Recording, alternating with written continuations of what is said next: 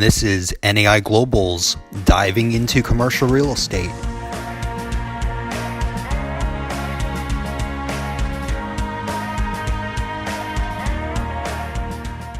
Welcome to NAI Global's Diving into Commercial Real Estate podcast. We have two great guests today in a very interesting market. Want to touch base with them, see what's going on locally, and learn a little bit about Boise, Idaho today. So today we have Mike Erkmann and Ben Kneadler, both principals at NAI Select. Welcome, gents. Thank you. Appreciate it. And rather than me read your lengthy bios here, perhaps you could just give a short introduction of you guys, kind of your expertise, and NAI Select and what you guys do. Sounds great. Well, thank you and appreciate the time this morning. NAI Select has been in the Boise market now for 4 years. NAI Global has been in our market before in the past, and Mike and I have been in the business now for, well, I've been in it for about 20 years, and Mike's been in it for about 15. And when we were looking to go out on our own and start a new firm, we really liked the NAI platform. And Boise's a smaller market, but growing, and we have just really been excited about what NAI has offered us as far as being a part of a national and global network, but yet still allows us to be nimble within our market and be flexible to meet the needs of kind of a mid-sized market. So we've had great success over these last 4 years, and we're excited about the future. So when I think of Boise, I think of a big blue football field. So I'm very interested to learn kind of a little bit more beyond that and what's going on in Boise. We do hear about it. Investors are, constantly asking about up and coming markets and growth markets outside of the usual ones that you hear, places they can perhaps look to invest their capital. So maybe you could give us a little bit of an overview of, what's going on in Boise currently, just generally and in the real estate market specifically. Sure. Well, Boise's a great city. It's in the southern part of the state. It's the state capital, and as you mentioned, we have universities. The one that most people know is Boise State University with the blue turf. And so with the state government here, universities here, what a lot of people don't realize is that we have a pretty large tech presence in the Boise Valley. Micron Technology, this is their corporate headquarters, and over the years they have grown substantially, created partnerships. A lot of their partnership companies are here. The Simplot Corporation, of course, their corporate headquarters is here. They're famous for being the French fry supplier to McDonald's and others. But over the last 10 or 15 years, we've really seen a growth in a lot of small businesses. People come into Boise for recreation, quality of life from maybe a little more conservative environment, raising their families, but yet they're 45 minutes from snow skiing, water skiing, mountain biking, just about anything you can ask for. And then from an affordability standpoint, Boise, for the most part, is still a very affordable market for folks to come and thrive. That's great. And what's currently driving the growth? Is there, I know you mentioned tech and a couple of big companies that are there, but when people are coming to Boise now, what kinds of employment are they finding? And and you mentioned small businesses, but what kinds of businesses? Sure.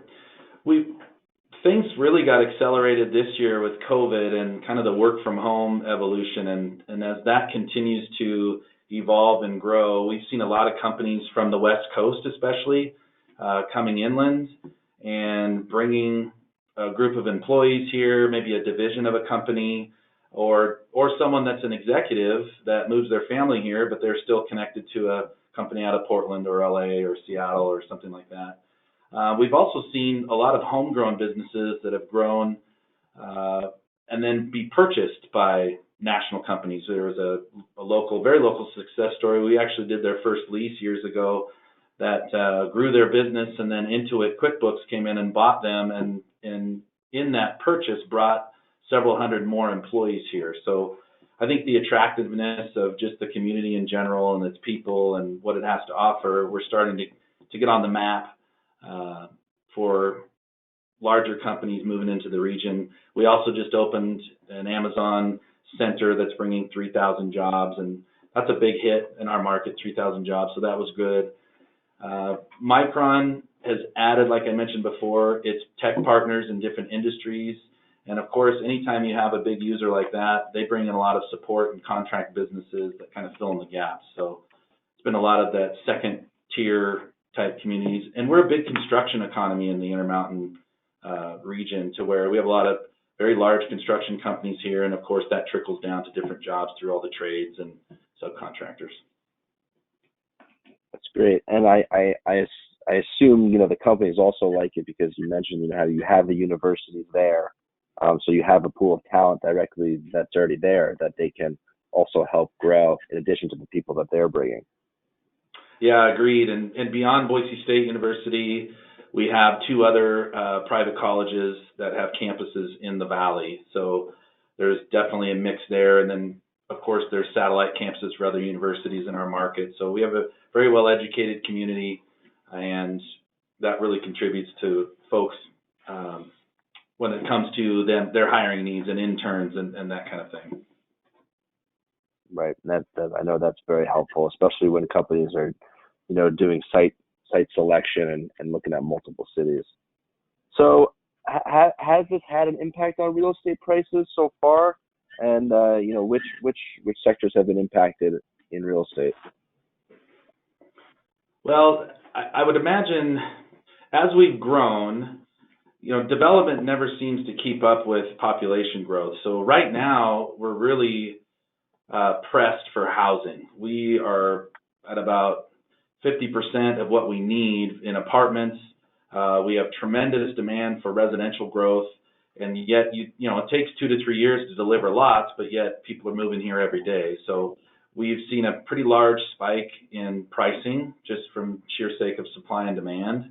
A lot of what's driving in the commercial is people came out of the last downturn and were very conservative and were hoarding cash. Well, now with prices shooting up, we're seeing a lot of owner users making decisions saying, well, it's time. We've survived. We're thriving. This is a growth market, so let's go buy or go build. And so that's a big part of what's driving the commercial real estate. Obviously, the question marks are in the retail world, but depending upon the type of retailer business that you're in, food or clothing, some of the COVID pivoting you've had to do. And then the biggest question that'll get answered over the next 24 months is in the office world, with a lot of our municipalities and some of our corporations not working from the office yet. Landlords are concerned about, well, is there going to be a reduction in workforce in my office building? So we do have some things that will still affect us, but at this point right now, our unemployment is extremely low. We have the lowest number of housing units available in the 17-year history that our MLS has been tracking it.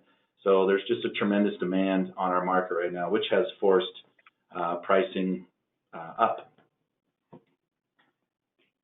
That's great. And so you mentioned some local, owner users who are maybe starting to think about putting a shovel in the ground. Is it at the point now where it's attracting institutional capital, sort of nationally, like some of the, for example, Southeast cities are, or Nashville or Austin, something like that? Well, what's interesting about that is I think we're maturing, but we're not to that institutional point yet. In the apartment community, we are seeing a couple of institutional owners that have bought projects, and then now they're looking at going shovel out of the ground. From a industrial and office portfolio type, it's more of a regional. We have a group that just came out of Northern California that's made their first foray into the market, and they're looking to buy a couple of properties and develop. A lot of our developers have sister companies in Salt Lake City. So I would say from what we would call in the industry an institution developer, no, but strong regional players that know our market and our transportation systems, et cetera, in our region, they definitely are investing in our market and seeing it. We get a lot of comments that, you're the next Salt Lake, or you're, Denver in a few years, that kind of a thing. So I think those regional players see the potential, and those are the folks that are investing in our market. Got it. I think, one thing that I always found interesting about Idaho is that it was a non-disclosure state. I think, just speculation here, but that just something about that non-transparency might also kind of, make investors think about it because they're kind of not seeing what's going on in the market all the time. Can you maybe just discuss, a non-disclosure state and kind of how you get information and how it's important to have local boots on the ground in that situation? Yeah, that's a tremendous advantage as a broker because our value really becomes at being a market expert and making sure we have good comps. We work really hard at maintaining our own database, maintaining relationships with all of the appraisers, and it does really help with our client relationship and being a valuable part.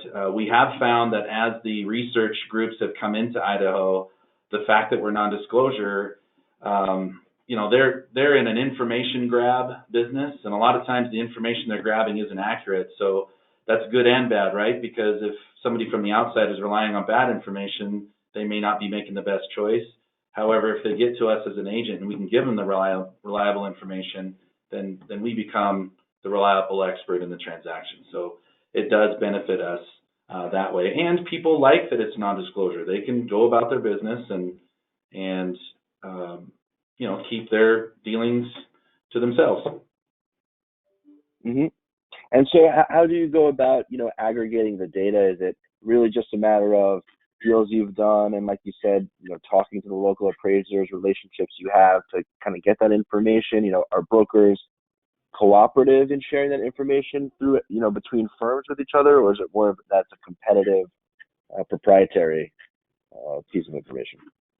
Well, I would like to think it's unique to Boise, but it's probably not. But we have a very healthy brokerage community, and even though we compete, we all are in the same boat. So we do share comps with each other, and at the same time, we're not emailing our entire database. So we do have a very healthy relationship with other folks, and luckily, we have long enough track record in the business that we have a good pulse on what's going on. Like I mentioned before, the research guys, they're trying to get in here and get good information, but it's not always reliable.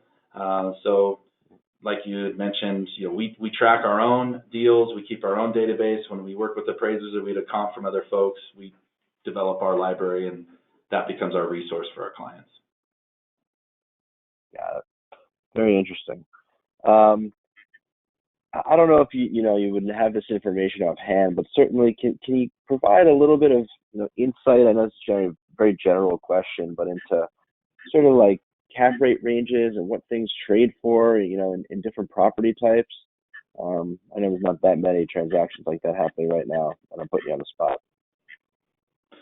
Yeah, and it's funny that you mentioned that because oftentimes investors will lob in a phone call into Boise and assume they're going to get an 8 or a 9 cap because we're this, little market in the middle of nowhere, when most of the time they think Idaho is Iowa.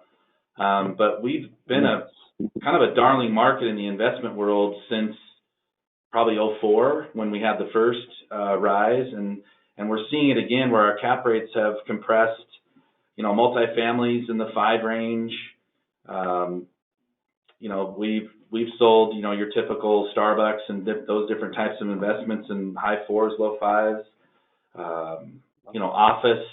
Office for the longest time was our most challenged category in our market. It really started getting better, and then COVID hit, which puts a question mark on it. But, office investments trade in the 7s, and then retail, industrial are in the 6s. So as I see what's going on regionally, that's fairly common. Yep, that is certainly tighter than I would have thought it would be. And are the local municipalities, are they developer friendly? Is there strict zoning laws there? Yeah, so it's interesting that you asked that because I've been doing this long enough. I've even done a couple little small projects myself, and so at times I feel like it's very hard.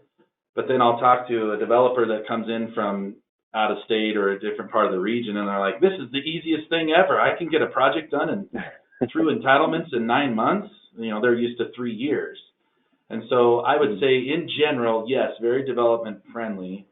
One of the challenges we have is because the state is very conservative fiscally, which is awesome that we're in the black and our state doesn't have any debt, we don't have a lot of vehicles on the development side to entice it, right? We don't have a bunch of entitlements that developers can get. So the cities are on board, but we're very reactive when it comes to public policy and planning. So we'll have this explosion of growth, and then they kind of want to swing the pendulum the other way. And then they realize, oh man, we probably shouldn't have done that. Let's swing it back the other way. So sometimes we're not as sophisticated maybe as I would like it to be personally. However, developers seem to feel like it's quick or reasonable comparative to out of the area. What is the most important in our market is hiring the right entitlement group and engineers. That's the key, because we're still a little bit of a good old boy network where if you have great relationships, that's what's going to really get it done. So someone coming in and banging the drum from outside, sometimes that can dig our cities and planners and heels in the ground, if that makes sense. So the local relationships is still very important. We haven't grown out of that, so to speak. And that's a good segue to, maybe you could talk a little bit about how you guys at NAI Select can help market participants kind of navigate the market, and then also how they can get in touch with you. Sure. Well, we pride ourselves in being a relationship brokerage. We like to get to know our clients very well, build trust in both directions, and then provide the best consultation that we can, whether we can help ourselves or we feel like we have great relationships with regional bankers, for example, because we find that from a lending side, it's the regional bank that does most of the deals in Boise. When it comes to developments or building, we have a great book of commercial contractors here that we have good relationships with. So a lot of it is kind of being a conduit to connect clients, both buyers and sellers. Another key part of our business is we have a very strong property management division. Our accounting team is the best, and they really embrace every property as if it was their own and protecting that asset. And then we try and advise our clients, obviously, to improve their portfolio. And we're not afraid as brokers sometimes to it's okay just to pay the capital gains on this sale. You don't have to go 1031 every time. So we like to have relationship type conversations, and it's not lip service. Really do put what we feel is best for the client first. That's great. And what's the best way for people to get in touch with you? Is just Google NAI Select and look you guys up? Our website's very straightforward, naiselect.com. Phone number, email, our information's on the website, and we're just excited about our market. We're excited about being a part of the NAI Global Network, and we're thankful that you guys are interested in Boise. It's funny because when I see the bumper sticker on the car in front of me that says, get out of our state or we don't want you anymore, I'll knock on the window and I'll ask them, and they say, yeah, I just moved here from California a year ago. It's like they got their slice of Idaho, but they don't want anybody else to have a slice. Right. That's funny. Well, I'll tell you what, I'm definitely going to add Boise to my list. Thanks for having the conversation. When people ask me, because I'm getting asked all the time, what are some other markets to think about outside of where everybody's currently thinking? What's the next one? And I'm certainly going to add Boise to that list. So you might get a couple of phone calls coming your way. That sounds great. Thanks, Cliff. Appreciate your time today. Thank you. Thanks for joining us.